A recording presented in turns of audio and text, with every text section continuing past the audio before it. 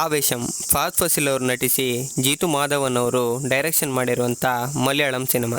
Action comedy cinema ಇದಾಗಿದ್ದು ಇದೀಗ OTTಯಲ್ಲಿ release ಆಗಿದೆ.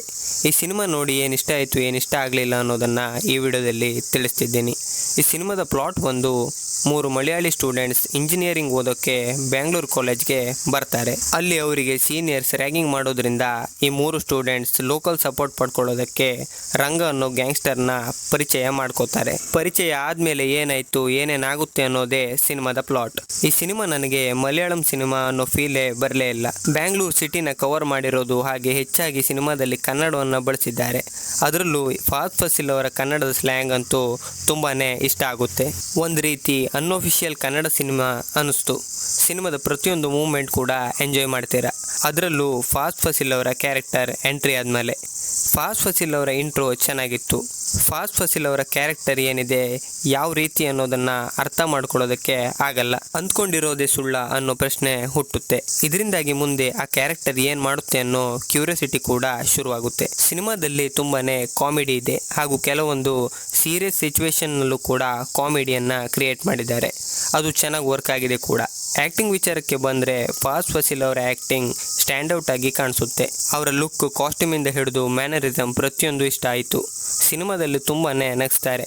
ಆ ರೀತಿ ತುಂಬ ಸೀನ್ಸ್ಗಳನ್ನು ಸಿನಿಮಾದಲ್ಲಿ ಕಾಣ್ಬೋದು. ಆ ಕ್ಯಾರೆಕ್ಟರ್ನಲ್ಲಿ ಬೇರೆ ಯಾರನ್ನು ಇಮ್ಯಾಜಿನ್ ಕೂಡ ಮಾಡೋದಕ್ಕೆ ಆಗಲ್ಲ. ಡೈರೆಕ್ಟರ್ ಈ ಕ್ಯಾರೆಕ್ಟರ್ನ ಫಹದ್ ಫಾಸಿಲ್ ಅವರನ್ನ ತಲೆಯಲ್ಲೇ ಇಟ್ಕೊಂಡು ಬರೆದಿದ್ದ ಅನಿಸ್ತು. ಅವರಿಗೆ ಹೇಳಿ ಮಾಡಿಸಿದಂತೆ ಇತ್ತು ಆ ಒಂದು character. He is just unmatchable throughout the movie. ಹಾಗೆ ಆ 3 ಜನ ಸ್ಟೂಡೆಂಟ್ಸ್ ಕ್ಯಾರೆಕ್ಟರ್ನ ಮಾಡಿದವರು, ಹಾಗೆ ಅಂಬಾನ್ ಕ್ಯಾರೆಕ್ಟರ್ನಲ್ಲಿ ಕಾಣಿಸ್ಕೊಂಡವರ ಪರ್ಫಾರ್ಮೆನ್ಸ್ ಕೂಡ ನೋಟೇಬಲ್ ಪರ್ಫಾರ್ಮೆನ್ಸ್ ಆಗಿ ಕಾಣಿಸುತ್ತೆ. ಆ 3 ಜನ ಸ್ಟೂಡೆಂಟ್ಸ್ ಕಾಂಬಿನೇಷನ್ ಚೆನ್ನಾಗಿತ್ತು. ಅದೇ ರೀತಿ ಅಂಬಾನ್ ಹಾಗೂ ಫಹದ್ ಫಾಸಿಲ್ ಅವರ ಕಾಂಬೋ, ಅವರ ಬಾಂಡ್ ಇಷ್ಟ ಆಗುತ್ತೆ. ಲೈಟಿಂಗ್ ಸಿನಿಮಾದ ಮೂಡ್ ಹಾಗೂ ಅಟ್ಮಾಸ್ಫಿಯರ್ಗೆ ಚೆನ್ನಾಗಿ ಕಾಂಟ್ರಿಬ್ಯೂಟ್ ಮಾಡಿದೆ. ಸಿನಿಮಾಟೋಗ್ರಫಿ ತುಂಬಾನೇ ಇಂಪ್ರೆಸಿವ್ ಆಗಿತ್ತು. ಇಂಟರ್ವಲ್ ಫೈಟ್ ಹಾಗೂ ಕ್ಲೈಮ್ಯಾಕ್ಸ್ ಫೈಟ್ ತುಂಬಾನೇ ಚೆನ್ನಾಗಿ ಕೊರಿಯೋಗ್ರಫಿ ಮಾಡಿದ್ದಾರೆ. ಸ್ಲೋ ಮೋಷನ್ ಶಾರ್ಟ್ಸ್ಗಳು ಇಷ್ಟ ಆಗುತ್ತೆ ಫೈಟ್ ಸೀನ್ಸ್ಗಳಲ್ಲಿ. ಕ್ಲೈಮ್ಯಾಕ್ಸ್ ಫೈಟ್ ಅಂತ ಹೇಳಿದೆ, ಅದು ಒಂದು ರೀತಿ ಸರ್ಪ್ರೈಸ್ ಇದ್ದಾಗೆ.